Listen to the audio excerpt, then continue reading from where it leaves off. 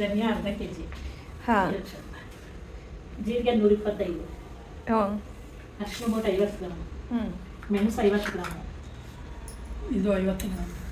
ಮೆಂತ್ಯ 50 ಗ್ರಾಮ್. ಸಾಸಿವೆ 50. 100 ಗ್ರಾಮ್ ಉದ್ದಿನಬೇಳೆ. ಕಡಲೆಬೇಳೆ 200.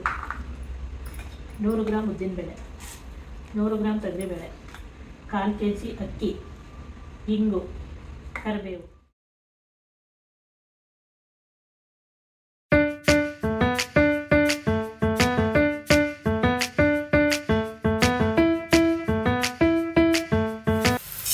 ಕೊತ್ತಂಬರಿ ಬೀಜ ಜೋರಾಗಿ. ಕೊತ್ತಂಬರಿ ಬೀಜ ಎಷ್ಟು? ಅರ್ಧ ಕೆ ಜಿ. ಅವಾಗ ಹೋಗಿಲ್ಲ ನೋಡ್ರಿ ಬಂದ್ರಿ ಇಲ್ಲಿ.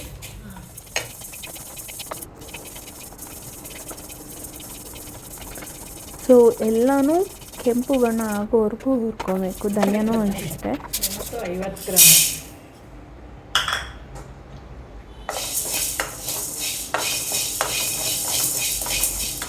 ಮೆಣಸನ್ನು ಚೆನ್ನಾಗಿ ಹುರ್ಕೊಬೇಕು, ಅದ್ರ ಘಮ ಬರುತ್ತೆ ನಮಗೆ. ಸೊ ಆ ಟೈಮಲ್ಲಿ you have to transfer everything into a bowl.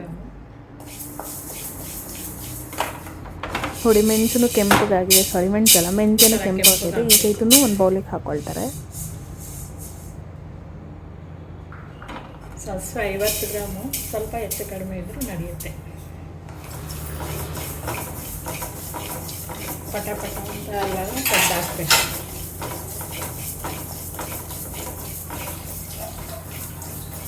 ಸಾಸಿವೆ ಹಿಂಗೆ ಸಣ್ಣಗೆ ಬರ್ತಾವಲ್ವ ಇವಾಗ, ಇಷ್ಟೇ ಪಟ ಪಟ ಅಂತಿದ್ದಂಗೆ ತೆಗೆದು ಬಿಡಬೇಕು.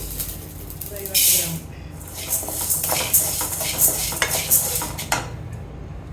ಕಡಲೆಬೇಳೆ ಕೆಂಪಗಾಗೋಷ್ಟು ಹುರ್ಕೊಳ್ಳಿ. ಇಲ್ಲೊಂದು 4 ಕಾಳು ಸೀದೋಗ್ಬಿಡಿದೆ. ನೀವು ಹಂಗೆಲ್ಲ ಸೀದಿಸ್ಬೇಡಿ. ಚೂರು ಕೆಂಬಣ್ಣ ಬಂದಿದ ತಕ್ಷಣ ಅದನ್ನು ಬೌಲಿಗೆ ಟ್ರಾನ್ಸ್ಫರ್, ಎಲ್ಲಾನು ಒಂದೇ ಬೌಲಿಗೆ ಟ್ರಾನ್ಸ್ಫರ್ ಮಾಡಿಸ್ಕೊಳ್ಳಿ.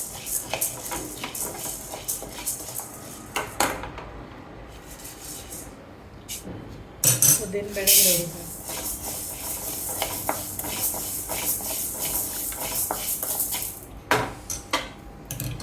ತೊಗರಿಬೇಳೆ 100 ಗ್ರಾಮ್.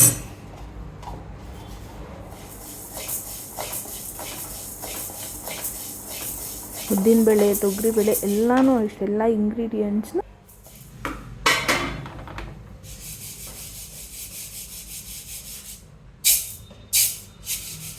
ಒಳದು ನೆನೆಸಿ ಹಚ್ಚಿ ಬಿಸಿಲಲ್ಲಿ ಚೆನ್ನಾಗಿ ಒಣಗಿಸಿಟ್ಬಿಟ್ಟು ಇಟ್ಕೋಬೋದು.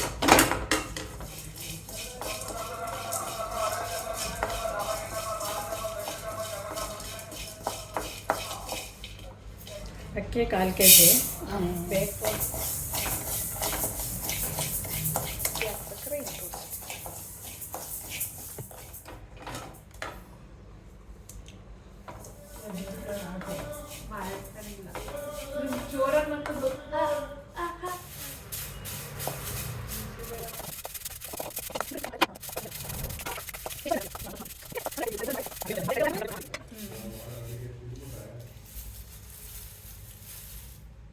ಇದಾದ್ಮೇಲೆ ಪುಡಿ ಮಾಡಿಸ್ಕೊಂಬರ್ಬೇಕು. ಮಣ್ಕಟ್ಕಾಯಿ ಅರ್ಧ ಕೆ ಜಿ ಮಣ್ಕಟ್ಕಾಯಿ, 300 ಗ್ರಾಮು ಬ್ಯಾಡಗಿ ಮೆಣಸಿನ್ಕಾಯಿ, ಎರಡು ಮಿಕ್ಸ್ ಮಾಡಿ ಹುರಿದು ಹಾಕಿಸ್ಕೊಂಬಂದಿದ್ದೀನಿ.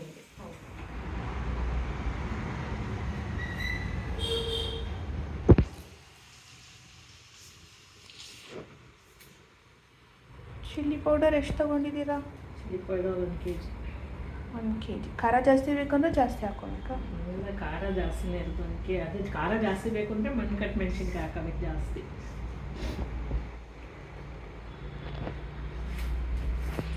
ಇದು ಸಾಂಬಾರು ಪೌಡರ್. ನನ್ನ ಮುಖಗೆ ಹಾಕ್ಬೇಡ, ಅದು ಎಡಿಟಿಂಗ್ ಮಾಡೋದನ್ನ.